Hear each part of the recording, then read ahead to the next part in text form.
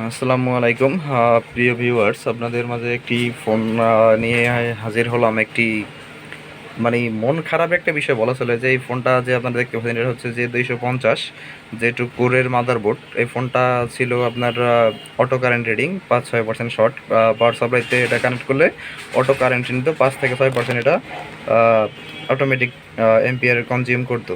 তো আপনারা এখানে দেখতে পাবেন যে এই ফোনটাতে আসলে অন্য টেকনিশিয়ানের কাছে যখন গিয়েছে তখন তারা কি করেছে। এই হলো আপনার ফোনের অবস্থা, সকল টিন রিমুভ, সেটা কোনো বিষয় না। বিষয় হলো গিয়ে এই যে এখানে যে চার্জিংয়ের ক্ষেত্রে আপনারা দেখতে পাবেন যে এই চার্জিংয়ের যে এখান থেকে আপনার অপোজিট সাইডে কতগুলো কম্পোনেন্ট রিমুভ করা হয়েছে। এই যে এখানে দেখেন, এই যে একটা ক্যাপস রিমুভ, তারপরে এই ডায়োডটা ছিল অগোছাল অবস্থা, এখানেও কিছু মানে হেনস্থা করা ছিল। তারপরে এই যে এখানে যে নেটওয়ার্ক আইসির যে নেটওয়ার্ক যে পিএটা, এখানকার যে ফিল্টারিং ক্যাপস, সেগুলো রিমুভ করা হয়তো ক্যামেরাতে অত ভালো দেখা যাচ্ছে না, কিন্তু মূলত এটা সামনে হলে দেখা যেত। এরপরে এখানকার অবস্থাটা একটু দেখেন, এই যে সব কম্পোনেন্ট এখান থেকে মানে ক্যাপ ডায়োড মানে মন মতো যা আছে সবগুলো মানে রিমুভ করছে আন্দাজে, যেগুলো রিমুভ করার কোনো কারণ ছিল না। মতো ক্যাপ ছিল, শুধু একটি ক্যাপ শর্ট ছিল।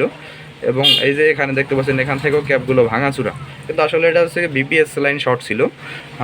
বিপিএস লাইন শর্ট থাকার কারণে এটা যে চার্জিং আইসিটা, এই চার্জিং আইসিটা বার্ন ছিল। এই চার্জিং আইসিটা আমি চেঞ্জ করেছি, আপনাদেরকে এখন দেখাবো। আসলে সমস্যাটা কত ছিল, এই যে চার্জিং আইসিটা, এটার কতগুলো বল বার্ন হয়ে গেছে অটোমেটিক। এই যে হয়তো ক্যামেরায় ভালোভাবে দেখা যাচ্ছে না, কিন্তু এই যে বলগুলো, এই এই বলগুলো আসলে বার্ন হয়ে গেছে আইসির শর্ট থাকার কারণে। তো মূলত এই ফোনটা মানে কাজ হয়েছে আপনার এই যে এখানে যে পাওয়ার আইসি আছে, পাওয়ার আইসির পাশে দেখতে পাচ্ছেন যে একটি ক্যাপ মিসিং। এই ক্যাপটা মূলত শর্ট ছিল ফোনটার।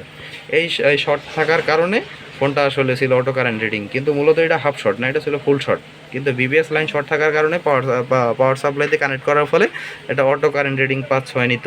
তো আসলে আমরা হয় কি, আমরা মূলত একটা ফোনের সমস্যা খুঁজে না পেয়ে আপনার ভুলভাল চিকিৎসা প্রয়োগ করি। সেই ক্ষেত্রে হয় কি, একটা ফোন দেখা গেছে যেই ফোনটা হওয়ার মতো ছিল, যে হয়তো বা অল্প সময়ের ভিতরে যেই কাজটা হইতো, সেই কাজটা আমাদের মাঝে আমাদের ভুল চিকিৎসার কারণে সেই ফোনটা চিরদিনের মতো ডেড অবস্থায় চলে যাচ্ছে। আসলে আমাদের ব্যাপারটা হলো কি, আমরা যেই কাজটা মূলত আমাদের কাছে যে হবে না, যে আমি খুঁজে পাচ্ছি না এটার প্রবলেম কোথায়, সেটা আমাদেরকে না ঘাটাই ভালো। সেটা আমি করতে পারি কি, যে আমার কাছে হচ্ছে না, আমি কাজটা রেখে দিলাম, আমি কোনো বড় ভাইয়ের কাছ থেকে কাজটা করিয়ে আনলাম, তার দ্বারা কাজটা করে নিয়ে আসলে হবে কি, দেখা গেছে আমি কাস্টমার থেকে হয়তো 1000 টাকা বিল করলাম, ওই বড় ভাইকে 500 টাকা দিলাম, আমারও সিলাই ওই ভাইও দেখা গেছে কিছু টাকা ইনকাম হইলো, এবং সেই ক্ষেত্রে হয় কি, আর আমার কিছু টাকা হইলো। আর আমি যদি একটা ফোনে কাস্টমারের ফোন এরকম চিরতরে ডেট করে দিই, সেক্ষেত্রে হবে কি, দেখা গেছে মনে করেন যে আমি মনে করলাম যে একটা ডেট সেটই তো, আমি আর কি করছি, কিন্তু ওই কাস্টমারটার কিন্তু নিউ একটা ফোন কেনা লাগতেছে। নিউ একটা ফোন কেনা যদি লাগে, তাহলে সেই কাস্টমারটা কিন্তু মিনিমাম 8 থেকে 10 হাজার টাকা ড্যামেজ হচ্ছে। তো এই বিষয়গুলো আমাদেরকে মাথায় রাখা উচিত, যে আসলে আমরা যাতে অপরের বড় ধরনের কোনো ক্ষতি না করি। ঠিক আছে, তো এই হলো ভিডিওতে আসার মূল কারণ। এবং সকালবেলা আরও একটি j4+ কাজ করেছিলাম, তো সেটাও এরকম একটি ক্যাপ শর্ট ছিল, কিন্তু ওই ভদ্রলোক সব জায়গার ক্যাপাসিটারগুলো রিমুভ করেছে, এবং সেই সাথে সাথে চার্জিং আইসি উঠে রিবল করছে। এবং তারপরে করলো কি, বেস ব্যান্ড আইসি মানে WTR আইসিটা উঠাইয়া সেখানেও রিবল করতে গিয়ে কতগুলো কম্পোনেন্ট শর্ট করে ফেলছে, এবং বোর্ডটা ওই জায়গা দিয়ে ফুলে গেছে। তো তখন আমি কাজটা করার সময় কাস্টমারকে বলেছিলাম যে ভাই, আপনার ফোনের তো নাজেহাল অবস্থা, তো সেই ক্ষেত্রে আমি আপনার ফোনটা যদি রানও করে দিতে পারি, অন্য কোনো সমস্যা থাকতে পারে, সেখানে কিন্তু আমার কোনো দায়ভার না।